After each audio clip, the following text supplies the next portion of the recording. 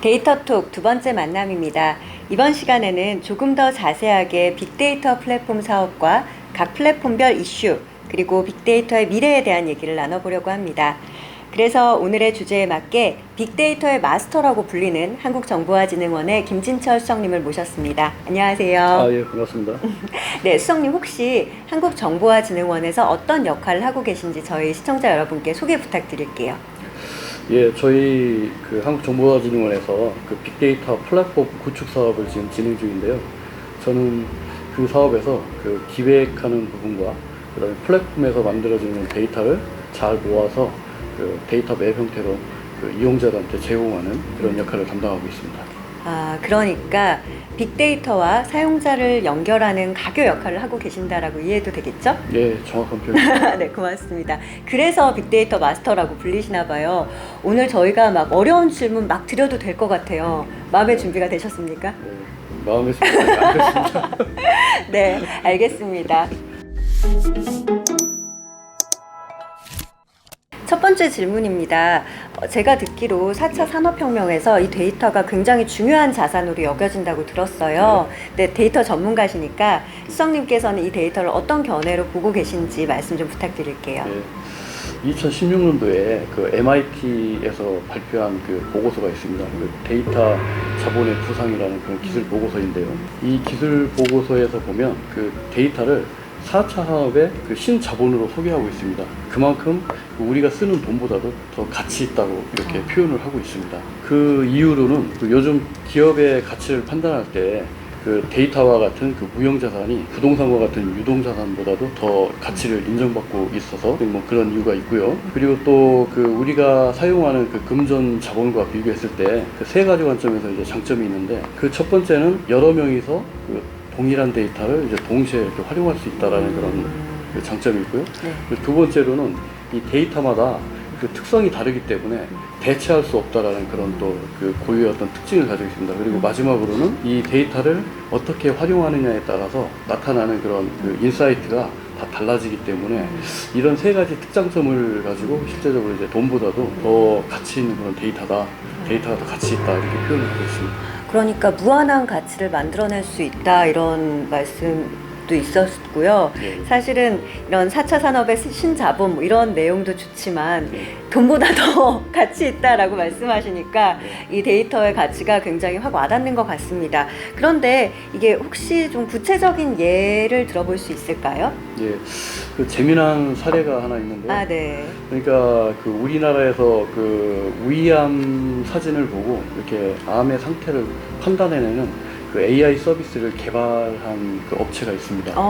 그 업체가 실제적으로 사업 아이템을 가지고 금융자본에 대한 투자를 이렇게 이끌어내는 데는 너무 쉬웠습니다. 왜냐하면 요즘 창업자들 펀딩하고 하는 그런 프로그램들이 너무 잘 되어 있기 때문에 실상 AI 서비스를 개발하기 위해서 의료 데이터를 확보를 해야지 되는데 의료 데이터를 주는 데가 없기 때문에 병원에 가서 의사 선생님하고 친해지기 위해서 심부름도 해주고 심지어는 청소도 해주고 하면서 나중에는 친해져서 연구용 데이터를 받아서 서비스를 개발했다라는 그런 사례가 있습니다. 그만큼 이 데이터라는 것이 스타트업이나 이런 창업자들 그리고 중소기업들 데이터 확보가 어려운 그런 기업들한테는 돈보다도 더 소중한 그런 자본인 것 같습니다. 그러네요. 이 좋은 아이디어가 있는데 데이터가 뒷받침되지 않아서 빠르게 상용화시키지 못하는 것들을 데이터를 뒷받침해주면서 더 가치를 더 크게 만들어줄 수 있는 그런 부분들이 굉장히 많이 있을 것 같아요. 예, 맞습니다. 네.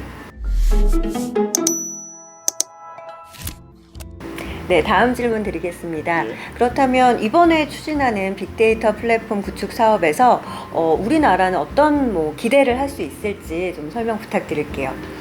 예, 세 가지 관점에서 말씀을 드릴 수 있을 것 같은데요. 그 중에 첫 번째는 데이터가 풍부해진다는 얘기입니다.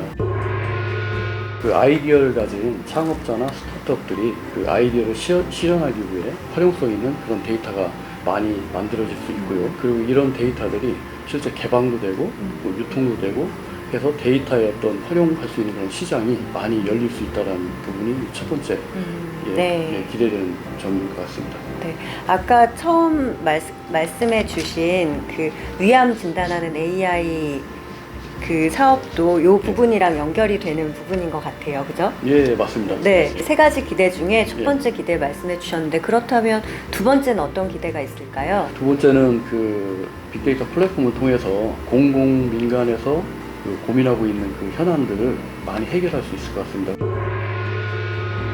스타트업이나 뭐 기업들이 실제 데이터를 가지고 돈을 벌 수 있는 그런 환경이 많이 만들어질 것 같습니다. 그 예로서 미국의 그 에어비앤비를 예로 들 수 있겠는데요. 아, 네, 들어봤어요. 그 에어비앤비 같은 경우는 실제적으로 호텔을 뭐 이렇게 가지고 있거나 뭐 운영하진 않습니다. 그렇죠. 단순히 그 호텔하고 그다음에 호텔을 이용하는 이용객들을 플랫폼이라는 그런 어떤 도구를 이용해서 다 이렇게 연결을 하는 그런 일들을 하고요. 그리고 이 플랫폼을 통해서 다양한 그런 이제 소비자의 어떤 생각이나 뭐 주문 이런 데이터들이 이제 쌓이게 됩니다. 네. 그럼 그 데이터를 이제 분석도 하고요. 그리고 또 심지어는 이제 딥러닝 가격이나 이런 것들을 이렇게 예측을 한다고 합니다. 그래서 한가하거나 아니면 뭐 보통 때는 이제 엄청 낮은 가격으로 책정을 하고요.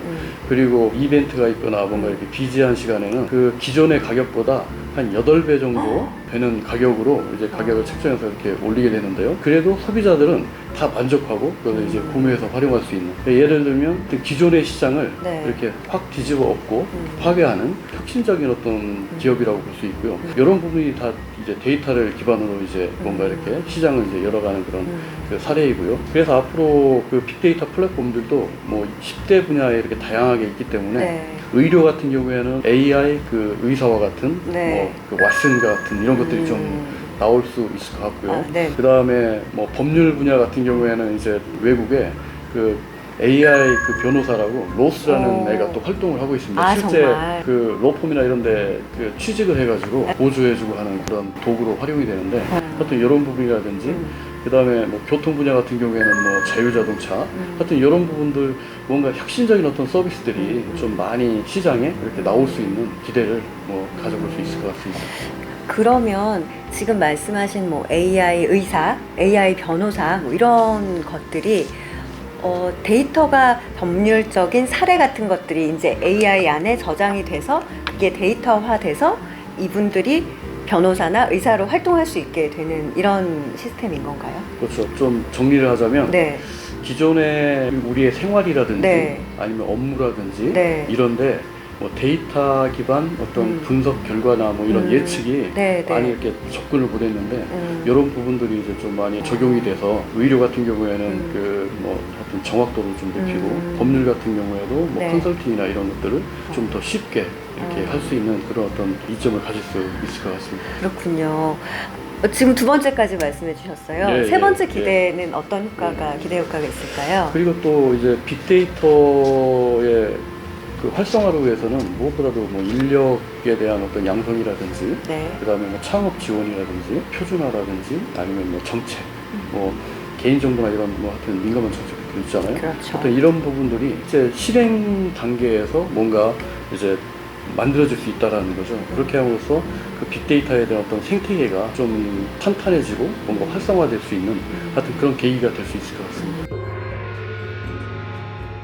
그러니까 이 빅데이터 플랫폼 구축 사업을 통해서 조금은 느슨했던 이 거미줄 같던 망이 정말 탄탄하게 이렇게 그물처럼 받쳐질 수 있는 기대를 하고 있다라고 생각해도 될까요? 예, 그러니까 사실상 그 그물망이 거의 안 만들어져 있었던 거예요. 아, 그랬군요. 이 플랫폼을 통해서 이제 그 그물망이 만들어지고 더욱더 이제 탄탄해진다라고 이해를 하시면 됩니다. 큰 기대가 됩니다.